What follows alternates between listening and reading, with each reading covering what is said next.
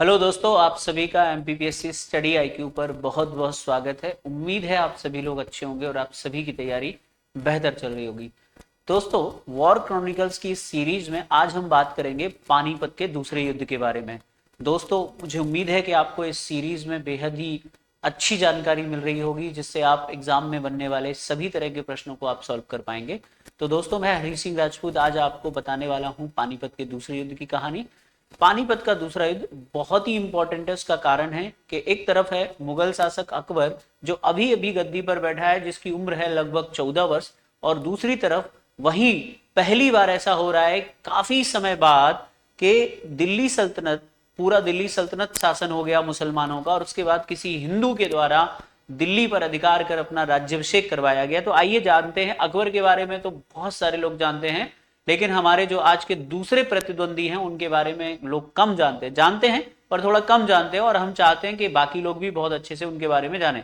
तो आइए मैं आपको सबसे पहले आज क्या बताने वाला हूं, पानीपत का दूसरा युद्ध का इतिहास, जो कि 1556 में लड़ा गया था। और एक तरफ है हेमू या हेमचंद्र विक्रमादित्य और दूसरी तरफ है अकबर। तो आइए हेमचंद्र विक्रमादित्य और अकबर की बात करते हैं। तो मैं सबसे पहले आपको हेमू के बारे में बताना चाहता हूं कि हेमू कौन है। देखिए, हेमू के बारे में आप लोगों ने पढ़ा होगा। हेमू, या जिन्हें हम हेमचंद्र विक्रमादित्य के नाम से जानते हैं, ये रेवाड़ी यानी रेवाड़ी हरियाणा में है। रेवाड़ी का एक वनिया था, रेवाड़ी का एक वैश्य जाति का व्यक्ति था, जिन्हें प्रारंभ में जो सड़कों पर नमक बेचने का काम करते थे। सड़कों पर नमक बेचने के बाद इन्हें राज्य में एक नौकरी मिलती है सलाहकार की, और उसके बाद ये अपनी योग्यता के दम पर, क्योंकि ये बहुत ही योग्य थे, तो इन्हें जो है एक अफगान शासक था, और ये अफगान शासक बहुत ही कुख्यात है। आपने शायद सुना होगा मोहम्मद आदिल शाह, जो कि अदाली नाम से कुख्यात था। अदाली का मतलब होता है मूर्ख। तो इस व्यक्ति का जो नाम है मोहम्मद आदिल शाह, ये अदाली नाम से कुख्यात है। नंबर 1, अदाली का मतलब होता है मूर्ख। और दूसरी खास बात है, इसकी जो कैपिटल थी वो चुनार में थी, जो कि उत्तर प्रदेश में है। तो ये चुनार को राजधानी बनाकर शासन कर रहा था। मोहम्मद आदिल शाह ने हेमू को अपना बनाया सेनापति और प्रधानमंत्री बनाया, और हेमू को एक ही काम दिया कि तुम्हारा काम है कि हिंदुस्तान से मुगलों को खदेड़ना है। उसका कारण है कि जो मोहम्मद आदिल शाह है, याद रखना ये अफगान है, और मुगल अफगानों में के बीच संघर्ष चल रहा था, क्योंकि अभी अभी मुगलों के द्वारा अफगानों से दिल्ली सल्तनत की सत्ता छीन ली गई थी। तो ये अफगान था। देखिए, कहानी को और मैं दूसरे तरीके से बताता हूं। अभी पहले हम हेमचंद्र विक्रमादित्य के बारे में जान लेते हैं। तो मोहम्मद आदिल शाह के द्वारा उन्हें अपना सेनापति और प्रधानमंत्री बनाया गया, और उन्हें जिम्मेदारी दी गई कि वो हिंदुस्तान से मुगलों को खदेड़ने। अब हेमू ने क्या किया? हेमू ने मुगलों को हराकर दिल्ली पर अधिकार कर लिया, और दिल्ली पर अधिकार करने के बाद अपना राज्याभिषेक करवाया और विक्रमादित्य की उपाधि धारण की। हेमू दिल्ली के, ऐसा कह सकते हैं, दिल्ली की गद्दी पर बैठने वाले अंतिम हिंदू शासक थे। ऐसा कहा जाता है कि पूरे मुस्लिम इतिहास में केवल 2 हिंदू ही इतने बड़े पदों पर पहुंचे, प्रधानमंत्री बने। पहले ये प्रधानमंत्री थे, ये तो शासक भी बन जाते हैं, राज्याभिषेक करवा लेते हैं, लेकिन ये भी प्रधानमंत्री बने। और दूसरे अकबर के समय आपने एक नाम सुना होगा, जो कि खत्री राजपूत थे, टोडरमल जी। टोडरमल जी भी प्रधानमंत्री थे अकबर के। केवल 2 हिंदू ही इतने बड़े पदों पर पहुंचे थे। तो कुल मिलाकर इन्होंने दिल्ली पर अधिकार कर अपना राज्याभिषेक करवाया, विक्रमादित्य की उपाधि धारण की, और इन्हें अंतिम हिंदू शासक के तौर पे भी जाना जाता है। तो ये तो हो गई हेमचंद्र विक्रमादित्य की कहानी। अब हम चलते हैं कि आखिर पानीपत का दूसरा युद्ध किन परिस्थितियों में लड़ा गया, इसके बारे में जानते हैं। देखिए, पानीपत का जो दूसरा युद्ध है, ध्यान से सुनिएगा। तो पानीपत का दूसरा युद्ध किन परिस्थितियों में लड़ा जा रहा है, ध्यान से सुनेंगे। कहानी है शेरशाह सूरी के मरने के बाद की। जैसे ही शेरशाह सूरी की मृत्यु होती है, शेरशाह सूरी की मृत्यु के पश्चात उसका पुत्र गद्दी पर बैठता है, और उसके पुत्र का नाम होता है इस्लाम शाह। 1545 में शेरशाह सूरी की मृत्यु हो गई, और 1545 में शेरशाह सूरी के मरने के बाद, याद रखना, उसका उत्तराधिकारी हुआ जिसका नाम था इस्लाम शाह। और इस्लाम शाह के मरने के बाद जो सूरी साम्राज्य है, ध्यान से सुनिएगा, इस्लाम शाह एक शक्तिशाली शासक था, इसका पुत्र था, और इसके बाद जो है सूरी साम्राज्य 5 भागों में डिवाइड हो गया था। या हम ये कह सकते हैं, जो अफगान साम्राज्य है वो 5 भागों में बट गया, क्योंकि सूरी अफगान थे, और 5 अफगान राज्य हो गए। एक पंजाब से शासन कर रहा था, एक मालवा से शासन कर रहा था, एक दिल्ली से शासन कर रहा था, और एक बिहार से शासन कर रहा था। ऐसे करके अलग अलग शासन थे, और एक बंगाल में भी शासन चल रहा था। इन्हीं परिस्थितियों में क्या होता है कि हुमायूं दोबारा हिंदुस्तान पर हमला करता है, क्योंकि आपने कहानी पढ़ी होगी, शेरशाह सूरी के द्वारा हुमायूं को हिंदुस्तान से खदेड़ दिया गया था। तो हुमायूं पुनः हिंदुस्तान को जब जीतता है, जब वो पुनः जीता, कब जीता पुनः? 1555 में उसने 2 युद्ध लड़े थे। एक लड़ा था पहले मच्छीबारा का युद्ध, और एक मच्छीबारा के बाद सरहिंद का युद्ध लड़ा था। सरहिंद के युद्ध को जीतने के पश्चात उसने दिल्ली पर अधिकार कर लिया। ठीक है, तो जब उसने दिल्ली पर अधिकार किया तो उसी समय जो हमारा एक अफगान राज्य था उसका नाम था चुनार वाला, और उस चुनार वाले राज्य का जो शासक था उसका नाम था मोहम्मद आदिल शाह। और मोहम्मद आदिल शाह, ध्यान से सुनिएगा, मोहम्मद आदिल शाह का जो पीएम है यानी प्रधानमंत्री है उसका नाम था हेमू। तो आइए हम हेमू और अकबर के बीच कैसे लड़ाई होती है इस तरफ चल रहे हैं। तो कहानी, एक तरफ हुमायूं हिंदुस्तान वापस आ रहा है, दूसरी तरफ इस्लाम शाह की मृत्यु हो गई है 1553 में। जैसी 1553 में इसकी मृत्यु होती है तो जो अफगान साम्राज्य है वो 5 भागों में डिवाइड था, और उस समय पंजाब और दिल्ली का जो शासन है वो था सिकंदर सूर के पास। तो सिकंदर सूर को हराकर हुमायूं ने पुनः दिल्ली को जीत लिया और दिल्ली की गद्दी पर अधिकार कर लिया।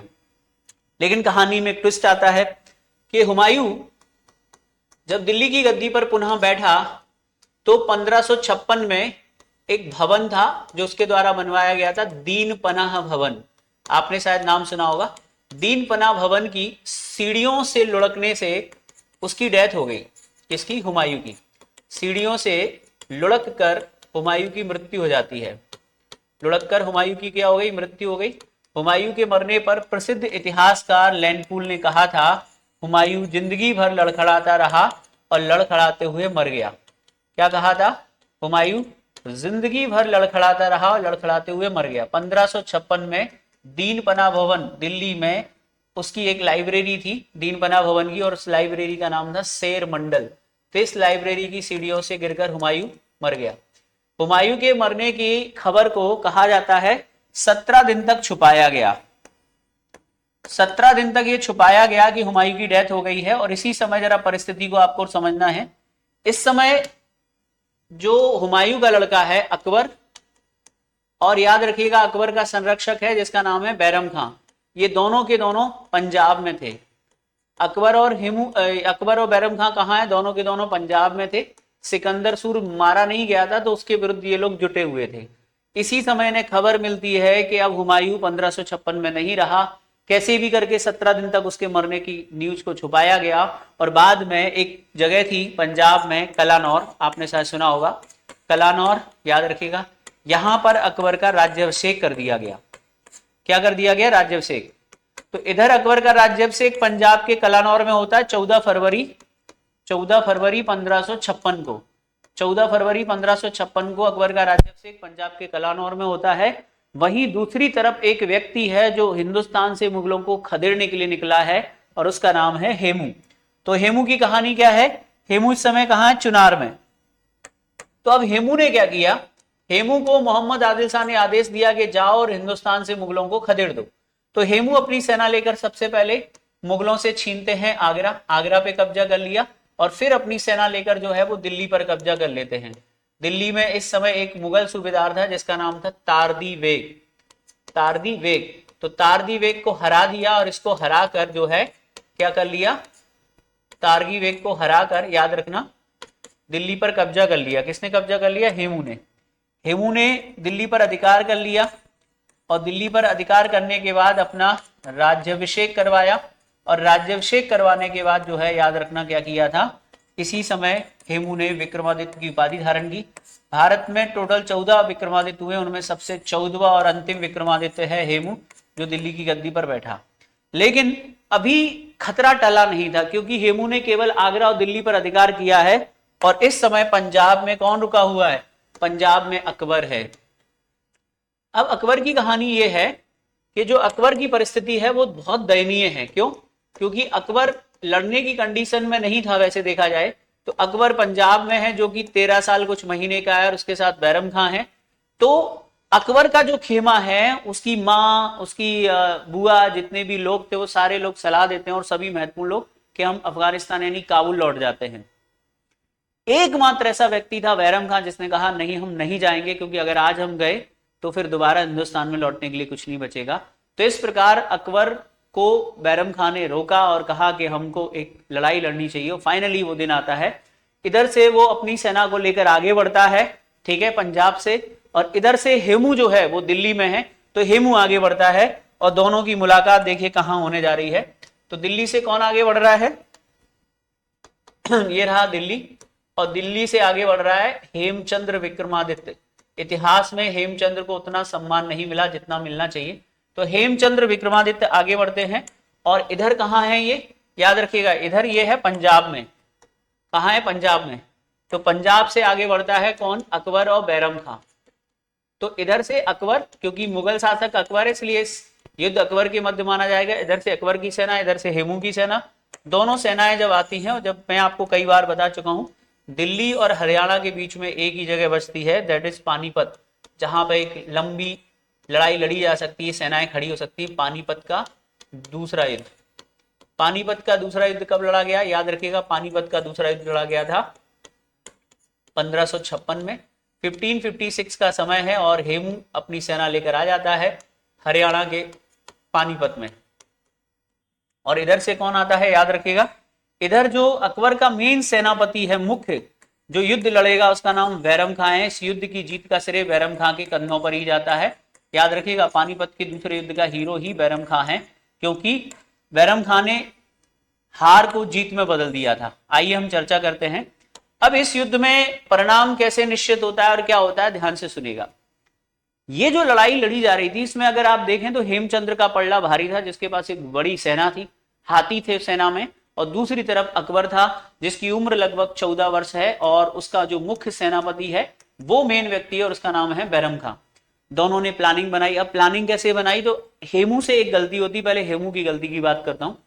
हेमू से जो गलती होती है कि हेमू ने अपने तोप खाने को, जो उसकी शक्ति का मेन सेंटर था, बड़ा एक शक्तिशाली तोप खाना था, उसे आगे भेज दिया। मतलब उसने कहा कि इसे समय लगेगा तोपों को ले जाने में और धीमे धीमे जाएगा, तो इस तोप खाने को उसने आगे भेज दिया। और इधर क्या होता है कि बैरम खां की सेना ने इस पर हमला करके इस पर कब्जा कर लिया। तो आप ऐसे समझ लीजिए कि आधी लड़ाई तो बैरम खां ने इसीलिए जीत ली क्योंकि वो जो तोपखाना था हेमू का, वो उसके हाथ लग गया। फिर हेमू की सेना आती है और लड़ाई शुरू होती है। जब लड़ाई ये चल रही थी तो अलग अलग इतिहासकारों ने इस पर टिप्पणी की है, और एक प्रसिद्ध इतिहासकार ने कहा है कि इस युद्ध में अकबर की जो जीत है वो केवल एक दैवीय संयोग था।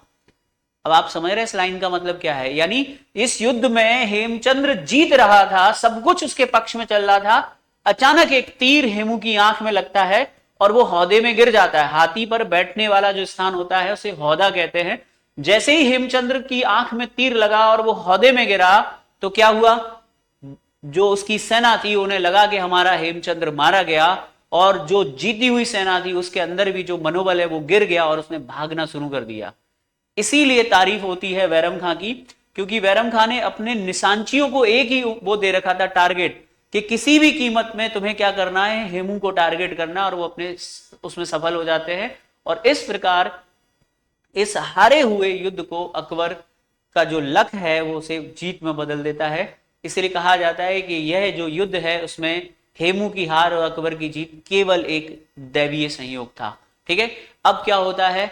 अब यहां पर कहीं ना कहीं थोड़ा सा अफगानों पर भी ये लगता है कि कहीं ना कहीं अफगान भी ये जानते थे ये हिंदू है, और इधर ये तो है ही मुस्लिम, तो कहीं ना कहीं वो वाली बात भी आती। भले ही ये दोनों, ये मुगल है ये अफगान है, दोनों एक दूसरे के दुश्मन थे, लेकिन जब ज्यादा हम दायरे में जाते हैं, जैसे कि इसमें एक एग्जाम्पल मिलता है कि जब हेमू को वो नहीं पकड़ पाए, तो हेमू किस हाथी के हौदे में है बहुत सारे लोगों को नहीं पता था। वो चाहते तो महावत उसको बचा भी सकता था, लेकिन कुछ इतिहासकार बताते हैं कि बाद में वो बता दिया गया अफगानों के द्वारा कि हेमचंद यहाँ पर है, और बाद में हेमचंद्र को पकड़ कर क्या होता है, अकबर और बैरम खां के द्वारा उनका सर कलम कर दिया जाता है।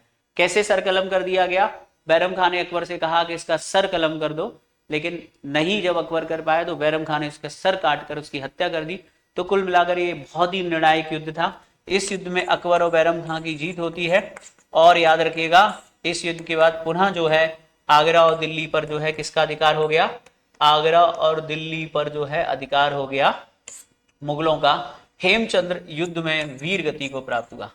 देखिए, इसीलिए कहा जाता है कि नियति शायद यही चाहती थी कि हेमचंद्र जैसा योद्धा, हेमचंद्र जिसके पास एक बड़ी अफगान सेना थी इस समय, वो भी अकबर से इस समय हार गया, क्योंकि नियति अकबर को ही गद्दी पर बैठाना चाहती थी। इसीलिए इतिहासकारों ने इस युद्ध में अकबर की जीत को एक दैवीय संयोग कहा है, वरना ताकत में, क्षमता में, हर तरह से हेमचंद्र ज्यादा योग्य था। तो दोस्तों ये था पानीपत का दूसरा युद्ध, हरियाणा में हुआ था, 1556 में हुआ। एक तरफ अकबर और एक तरफ हेमचंद्र विक्रमादित्य। तो इसने अकबर के भाग्य को उदय कर दिया और हेमचंद्र को हमेशा के लिए समाप्त कर दिया। ठीक है, तो आई होप आपको हेमचंद्र विक्रमादित्य के बारे में कुछ पॉइंट्स जो बताए हैं कि रेवाड़ी का वैश्य जाति का एक बनिया था, याद रखिएगा। प्रारंभ में सड़कों पर नमक बेचा करता था। अपनी योग्यता के दम पर जो है मोहम्मद आदिल शाह का वो सेनापति प्रधानमंत्री बना। उसने मुगलों को हराकर दिल्ली आगरा पर अधिकार किया, विक्रमादित्य की उपाधि धारण की। उसे दिल्ली का अंतिम हिंदू शासक या सम्राट भी माना जाता है। आई होप आपको पानीपत का दूसरा युद्ध बहुत अच्छे से समझ में आ गया होगा। मुझे उम्मीद है कि आपको ये जो वॉर क्रॉनिकल सीरीज है, इसमें जो युद्ध आप लोग जिनके बारे में पढ़ रहे हैं, आपको ये अच्छा लग रहा होगा। आप लोगों को कमेंट सेक्शन में कमेंट करके बताना है कि हेमचंद्र विक्रमादित्य कौन से नंबर का विक्रमादित्य था। अगर आपको ये वीडियो पसंद आया तो कमेंट करके बताइएगा कि हेमचंद्र विक्रमादित्य कौन से नंबर का विक्रमादित्य था। Thank you so much. जय हिंद। मिलते हैं पानीपत के तीसरे युद्ध में। Thank you.